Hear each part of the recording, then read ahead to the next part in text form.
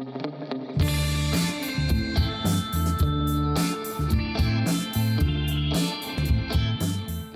höldum við föstudagsþáttinn á N4 og nú ætlum við að skyggnast inn í listasafnið á Akureyri og þau eru komin til mín Hlynur Hallsson, safnstjóri og Pálína Guðmundsdóttir.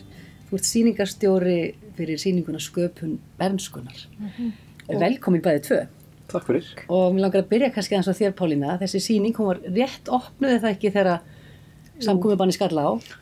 7. mars opnaði hún á laugardegi. Já. Og þið hafið ákveðið að lengja hana, eða ekki? Jú. Sem frábært, þið getið opnað núna 4. maí. Já. Og þá eigið þið vona á hverju haug af krökkum? Vonandi. Það voru svo margir búin að bóka tíma á sýninguna frá leik- og grunnskólum, þannig að ég vona þau bara drífi sig. Já. Við getum tekið á móti þeim alveg á milli klukkan 8 og 4, alla daga. Þannig að...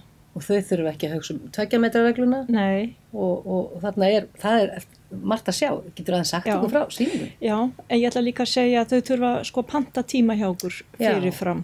En sýningin, þetta er árvissýning sem heitir Sköpun bernskunnar, breytist alltaf aðeins á hverju ári, mismunandi þema. Það er hús, heimili, skjól núna, með áherslu á hamfarahlýnun.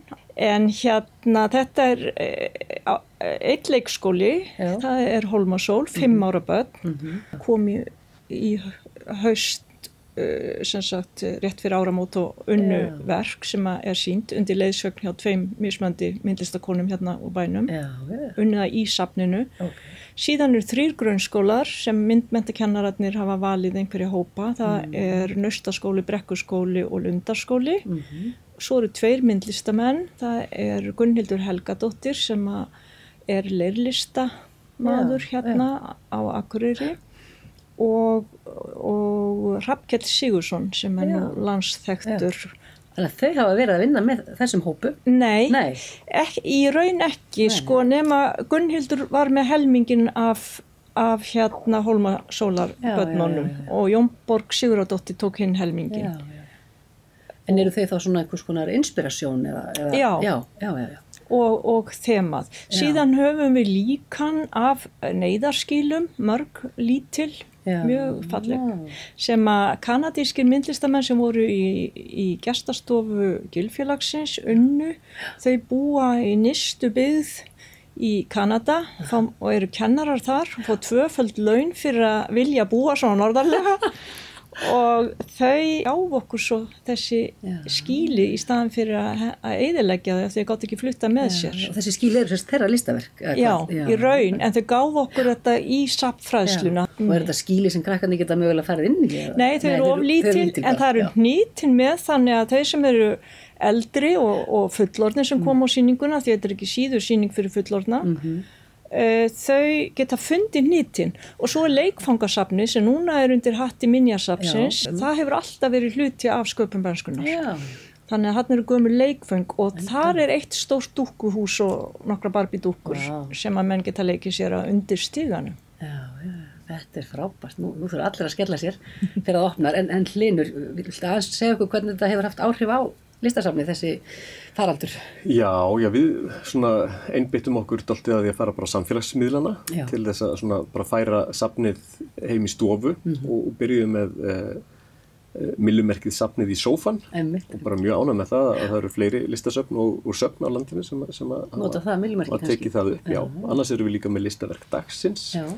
Og þannig að við birtum eitt verk annarkvort úr safnegninni eða verk sem er á sýningu hjá okkur núna. Af því að þó að það sé búið að vera lokað, þá eru 7 sýningar í gangi í safninu.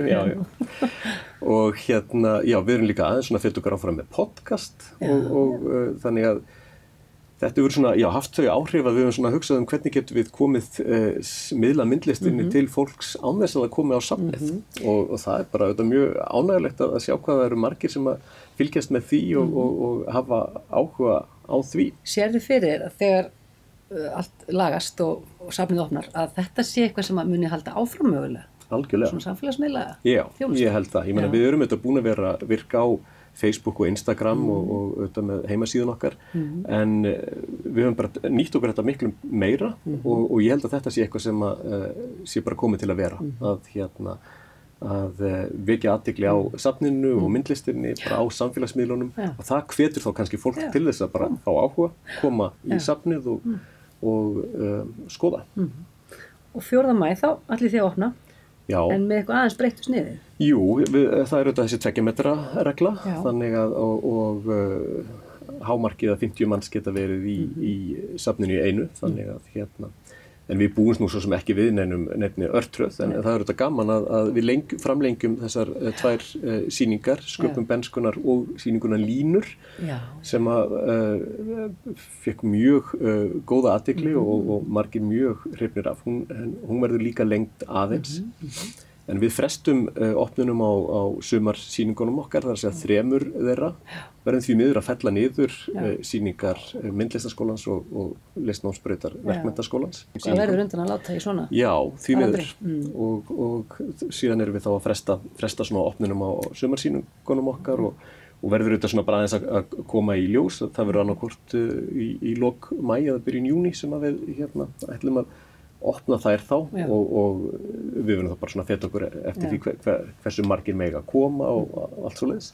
En við svona horfum auðvitað alltaf á sumarið að það verði fleiri íslenskir ferðamenn og við viljum auðvitað fá Akureyringa auknum mæli í safnið. Þeir eru alveg svolítið eftir að það ekki koma? Jú, alveg. Við erum alltaf að hitta fólk sem er ekki búið að koma eftir við opnuðum nýja stóra safnið 2018 og það hefur auðvitað verið þannig að erlendi ferðamenn hafa verið svona megin hlutin af gestunum okkar yfir sumartíman, alveg 75-80%. Já, við getum alveg svona hvart það.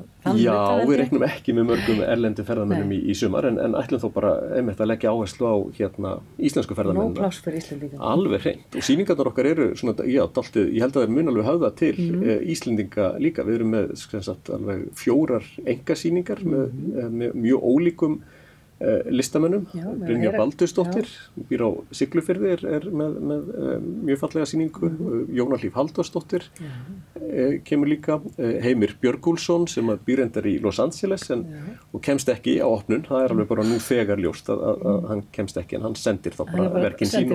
Já, við bara setjum þau bara á FaceTime. Hann verður á Zoom, hann verður á FaceTime, hann verður með ykkur einhvern veginn. Og síðan er Snorri Ásmundsson, hann er líka með einkasýningu hjá okkur og síðan erum við með svona dálítið stóra samsýningu á norrænni, íslenskri og finnskri, aðalega svona textílverkum, filtverkum, svona Anna Gunnarsdóttir sem að sýningastjóri þeirri sýningu. Opnar hún líka maí? Já, akkurat, lok maí eða fyrir júní. Svo er ekki úr vegi að segja, er ekki ennþá árskortið til sölu? Algjörlega, það er til sölu og við ætlum að bæta fólki upp, það missir auðvitað þennan mánuð að við framlengjum áskortin. Það kostar bara hvað?